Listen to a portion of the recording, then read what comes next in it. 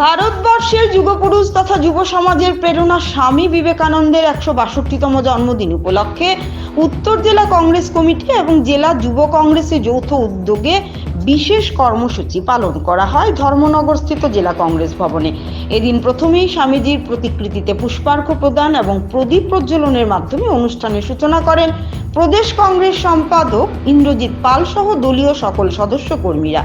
পরবর্তীতে জাতীয় পতাকা উত্তোলন, জেলা যুব কংগ্রেস ও জেলা মহিলা কংগ্রেসের দলীয় পতাকা উত্তোলন করা হয়।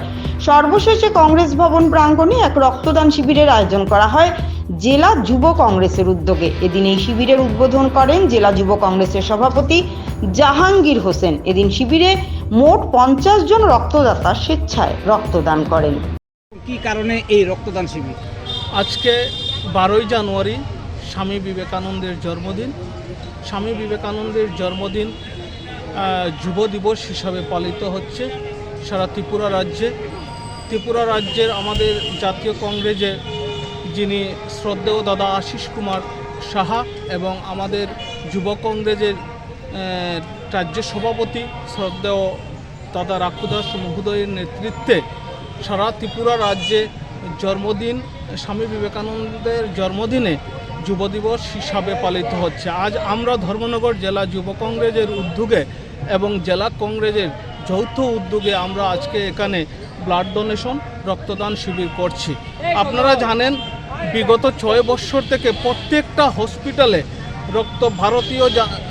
ভারতীয় জনতা পার্টি এই সরকারটা প্রত্যেকটা হসপিটালে রক্তের ক্রাইসিস চলছে। তো আমাদের কাছে অনেক ফোন আসে প্রত্যেকটা হসপিটাল থেকে যে আমাদের রক্তের প্রয়োজন। আমাদের মায়েরা, বোনেরা, দিদিরা, ভাইয়েরা প্রত্যেক সময় ফোন করছেন। তো আমরা আজকে যুব কংগ্রেস একটা উদ্যোগ নিয়েছি যে ধর্মনগর জেলা যুব কংগ্রেসের উদ্যোগে আমরা আজকে রক্তদান শিবির করছি। আপনার 12ই জানুয়ারি 2024 ইংরাজি আমরা স্বামী বিবেকানন্দের জন্মদিবস পালন করতে যাচ্ছি। এটা আমাদের কংগ্রেস দলের নির্দেশিত প্রোগ্রাম। ত্রিপুরা প্রদেশ কংগ্রেস কমিটি, আমাদের নেতৃবৃন্দ, আমাদের প্রদেশ কংগ্রেস সভাপতি আশিস কুমার সাহা এই প্রোগ্রামটা নিয়েছেন। প্রতি জেলায় আমরা, ত্রিপুরা রাজ্যে প্রতি জেলায় আমরা স্বামী বিবেকানন্দের ১৬২তম জন্মদিবস পালন করতে যাচ্ছি।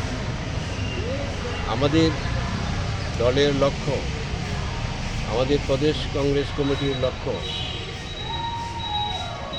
আমরা ত্রিপুরা রাজ্যকে নেশামুক্ত পরিবেশ যাতে থাকে ত্রিপুরা রাজ্যে, সেই লক্ষ্য নিয়ে স্বামী বিবেকানন্দের প্রচার, স্বামী বিবেকানন্দের বাণীর প্রচার এবং যুব সমাজকে উদ্বুদ্ধ করার জন্য ত্রিপুরা প্রদেশ কংগ্রেস কমিটি এই সিদ্ধান্ত নিয়েছে। আমরা ধর্মনগর জেলা কংগ্রেস কমিটি, ধর্মনগর জেলা যুব কংগ্রেস কমিটি, ধর্মনগর জেলা মহিলা Congress committee, Dharmanagar NSY committee, ধর্মনগরের সেবা দল এবং অন্যান্য আমাদের শাখা সংগঠন আমরা একত্রিতভাবে আজকে এই যুব দিবস পালন করতে যাচ্ছি। আপনাদের আজকের দিন আর কোনো আপনাদের কর্মসূচি আছে কি?